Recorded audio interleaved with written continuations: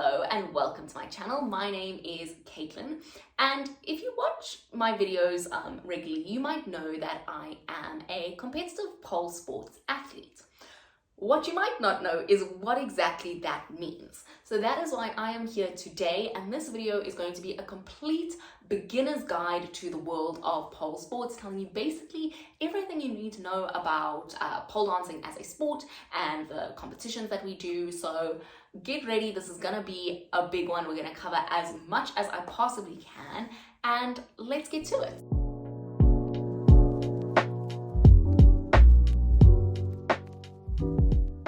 So I want to start off this video by talking a little bit about the history of pole dancing as a sport.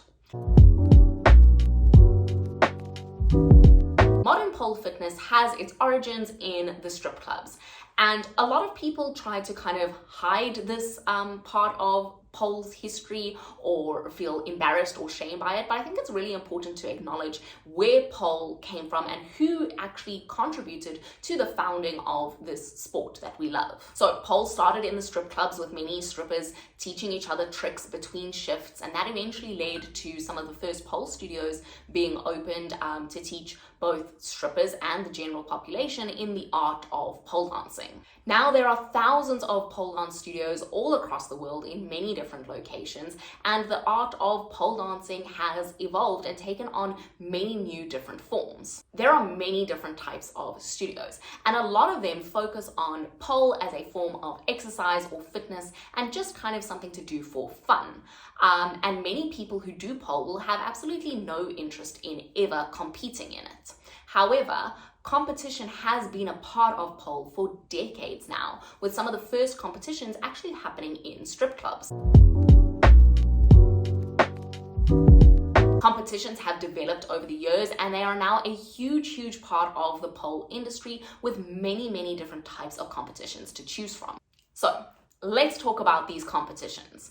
There are many different types of competitions, like I've said, and that reflects the many different styles and types of pole dancing that there are. You get the more erotic type of pole dancing that is very closely related to the type of pole that is performed in strip clubs. You get the more artistic side of pole, where the point is to tell a story and create a theme or an impression with the audience. And then you get the pole sports style of pole, which is very much focused on emulating a gymnastics type feel. Some competitions will include categories for all these different types and styles of pole, whereas other competitions will choose to focus on just one style. And there can be a plethora of local competitions within a country that all have a different system and different focuses. In addition to the numerous local competitions that can be found, there are a lot of competitions that are more widely known. Miss Pole Dance is an example of a global brand that runs competitions in a number of different countries. The most notable iteration is probably the Australian Miss Pole Dance. There is also the International Pole Championship, which is organized globally by the IPDFA. Then we have the international federations for pole. So these federations set the rules and standards for local and national competitions, and these local and national competitions are used as qualifying events for world championships, which take place usually once a year. At the moment in the pole industry, there are two competing federations, POSA and the IPSF. Each federation and each competition has its own set of detailed rules and requirements, score sheets, and judging criteria. And as such, it would be impossible for me to go through all of the various different competitions that there are in this one video. So I am just going to focus on one federation and their set of competitions. And that federation is the IPSF. So let's talk about the IPSF. In order to give you a little bit of background on what exactly the IPSF is and what its goal is, I'm going to read you some sections from their website quickly. So the IPSF is a not-for-profit organization founded in 2009, dedicated to positively promoting pole as an athletic sport.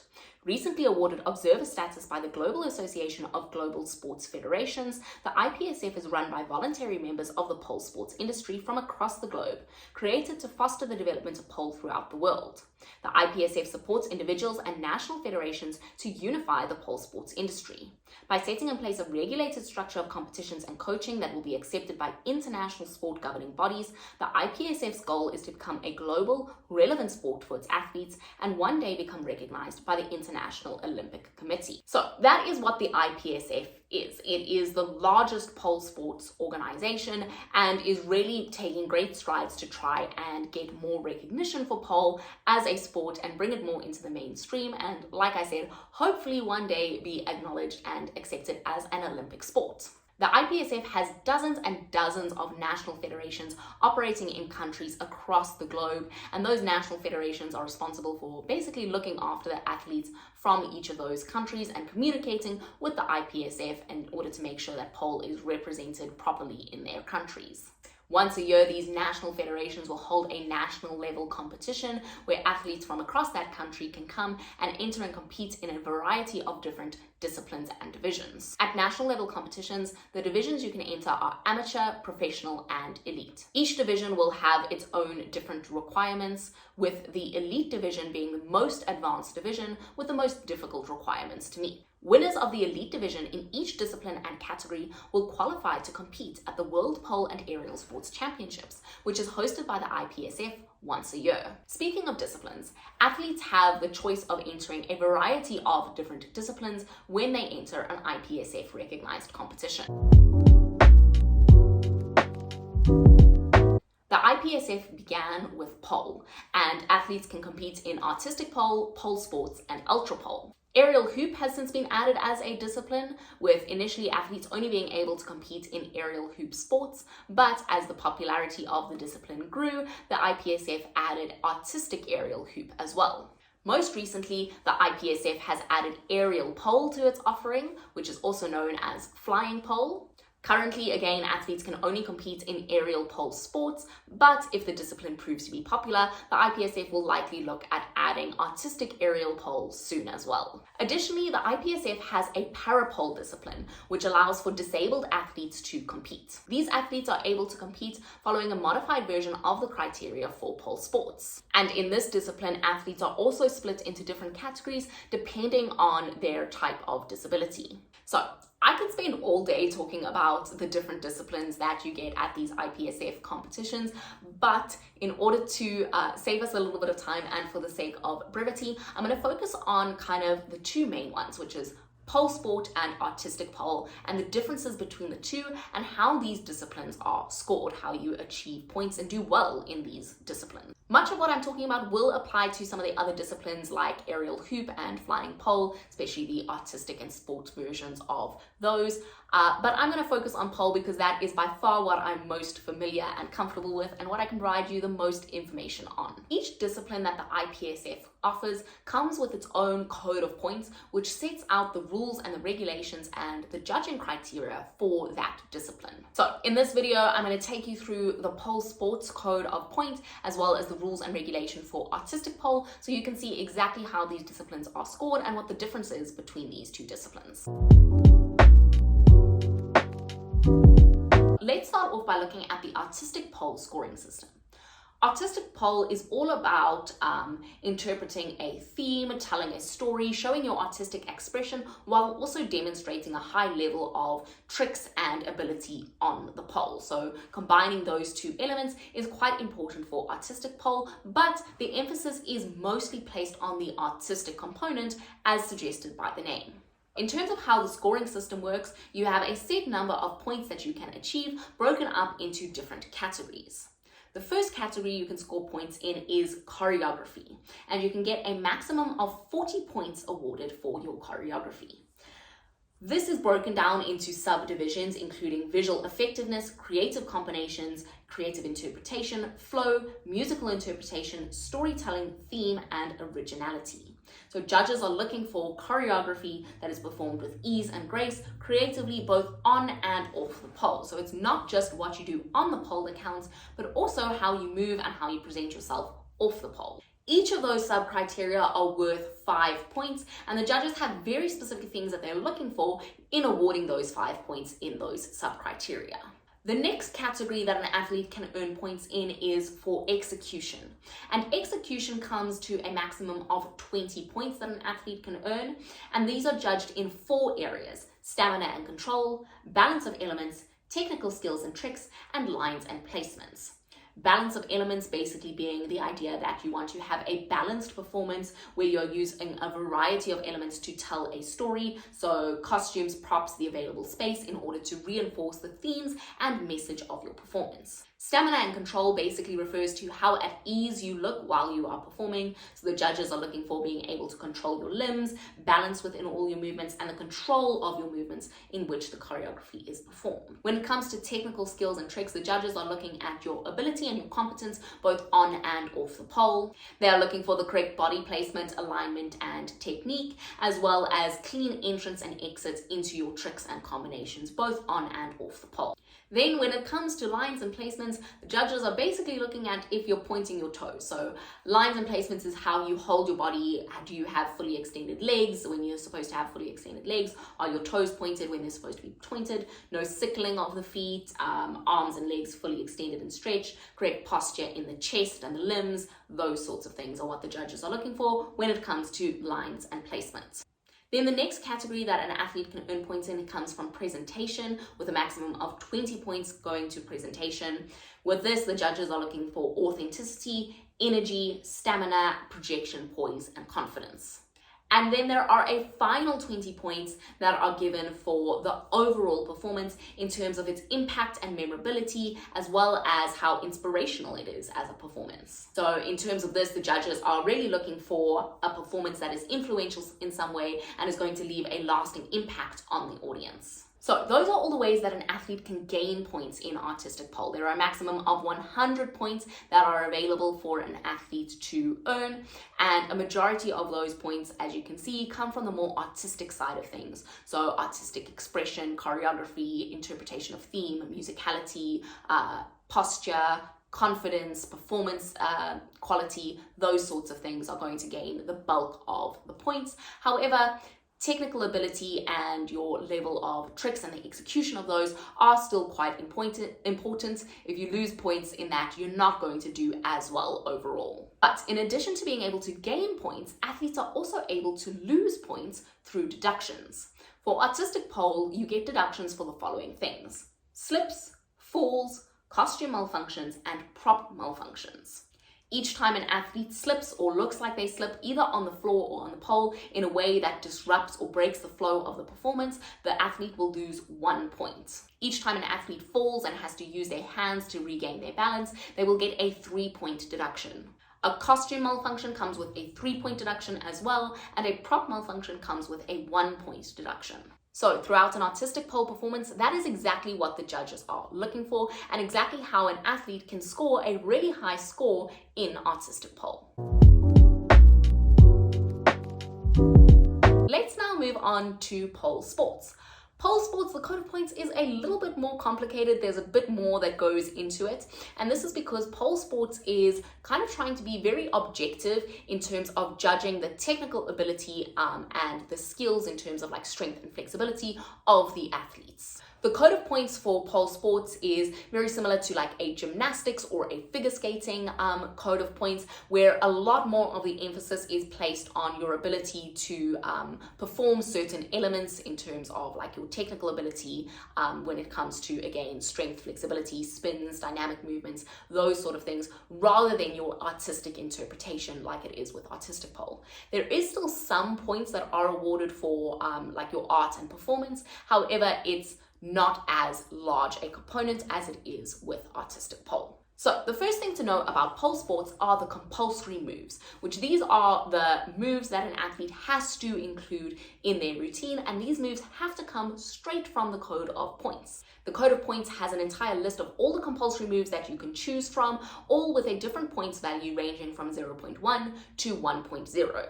If you perform the compulsory move according to the criteria set out in the code of points, you will get the points for that move.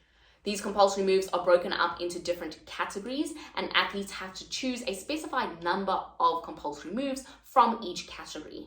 In the elite divisions for IPSF competitions, the athletes have to choose 4 flexibility elements, 4 strength elements, 1 spin on a spinning pole, 1 spin on a static pole, and 1 aerial deadlift. Additionally, for the elite level, these compulsory elements have to have a points value of between 0.5 and 1.0. These compulsory moves form the base of a pole sports routine and are a really, really important part.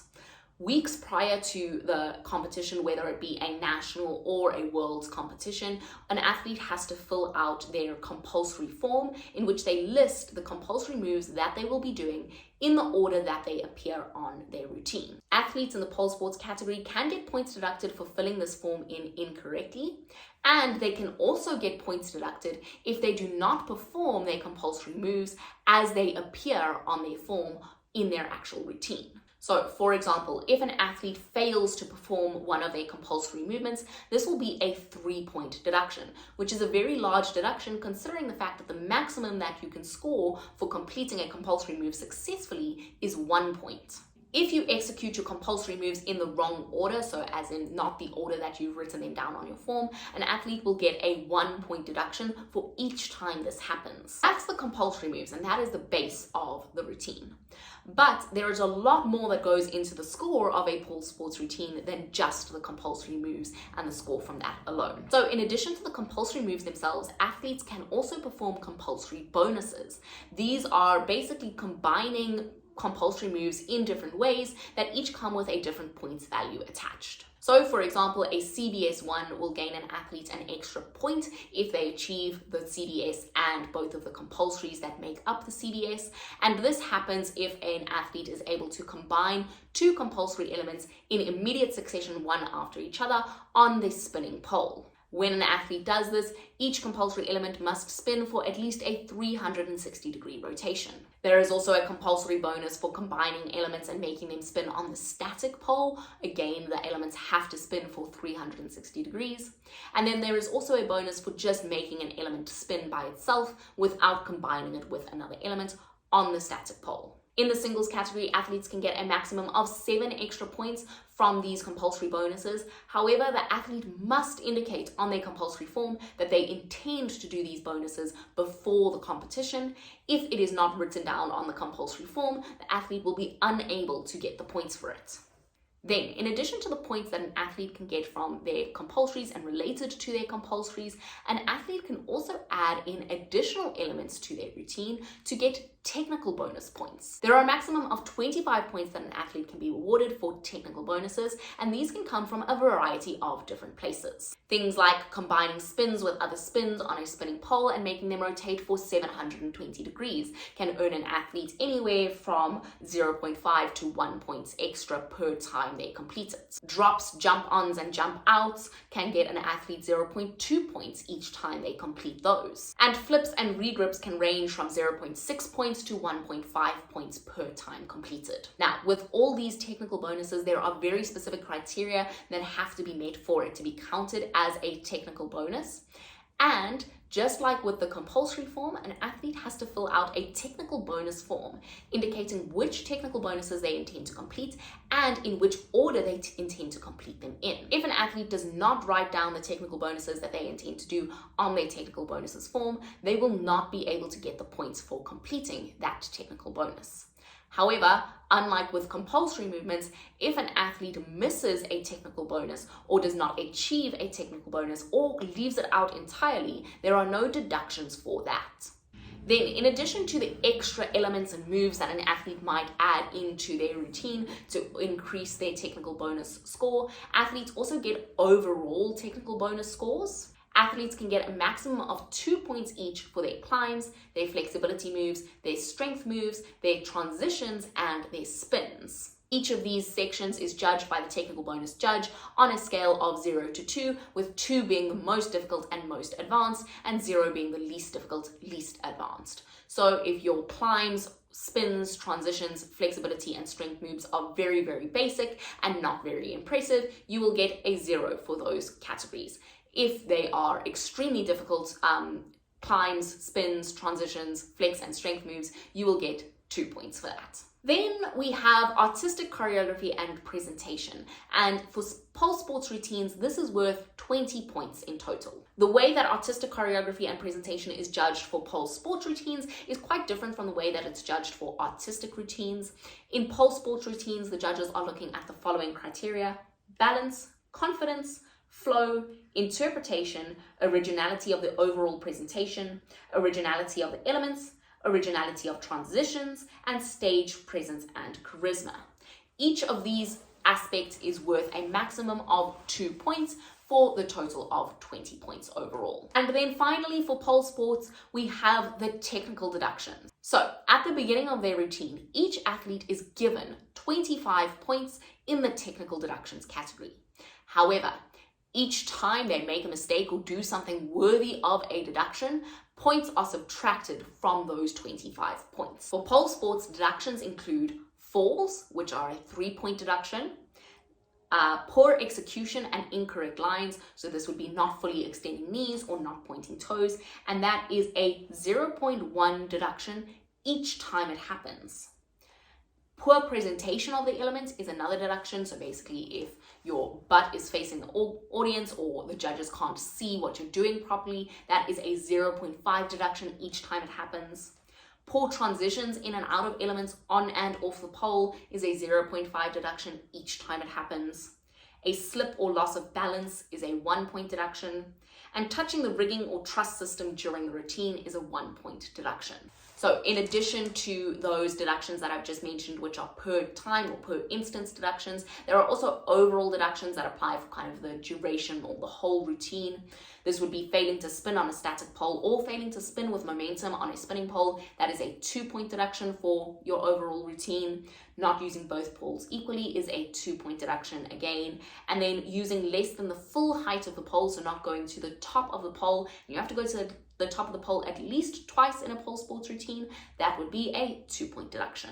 So that is basically pole sports in a nutshell. I've kind of simplified it as much as possible to make it as easy to understand. The Code of Points is literally a hundreds of pages long document, so there's a lot of intricacies that go into it, and obviously when you start looking at the criteria for every single move that athletes can choose from to perform, it gets really, really complicated, but this will give you the gist of it. So as you can see, pole sports and artistic pole are very different in the way that they are scored and judged. These differences kind of apply to your other disciplines. So for aerial hoop, artistic aerial hoop will be much more similar in judging to artistic pole, and aerial hoop sports will be much more similar to pole sports in the way that it is judged. So for aerial hoop, they will still have compulsories, they will have technical bonuses, technical deductions. It's just slightly different because it's a different apparatus. For hoop, they'll still be judged on a lot of the similar criteria that pole athletes are. It's just obviously slightly different because their technique and execution comes from their moves that they're performing on hoop, not on pole. And also the same for flying pole. Flying pole, with the flying pole sports, it's also compulsory moves, deductions, bonuses, everything that I've just discussed. Again, just slightly different moves because it's a slightly different apparatus. Then we have ultra pole, but that's a whole other thing. That's basically a pole battle type situation. I'm not going to get into that because this video I feel is already getting far too long. But hopefully this has helped you to understand a little bit more about the world of pole, and specifically pole competitions, and how they are judged and how they are scored. There's a lot more that goes into it than a lot of people kind of think and assume. So hopefully this helps. I'm hoping that anyone who is going to watch a pole competition or is wanting to get into watching pole competitions will be able to use this video as a guide and a baseline to start understanding exactly how the whole scoring system works, and why some athletes get great scores and why some athletes get not so great scores. So if you found this useful, please leave me a comment. Let me know if there's anything else that you want to know about pole competitions and competing. I myself am actually going to the IPSF World Pole Sports Championships in just a few weeks now. It's really exciting. I'm really looking forward to that, and I will be vlogging the whole thing. I'll be posting videos of my routines and basically everything that goes on at the World Pole Sports Championships. So subscribe to my channel if you're interested in seeing more about this whole like pole sports, pole competition, like competing world. It's really fun, really interesting. I would highly recommend it. And yeah, let me know if you have any other like video ideas that I can do related to this, if there's anything else you guys want to know. Thank you so much for watching. I'm sure this has turned into quite a long video, so thank you if you stuck all the way to the end.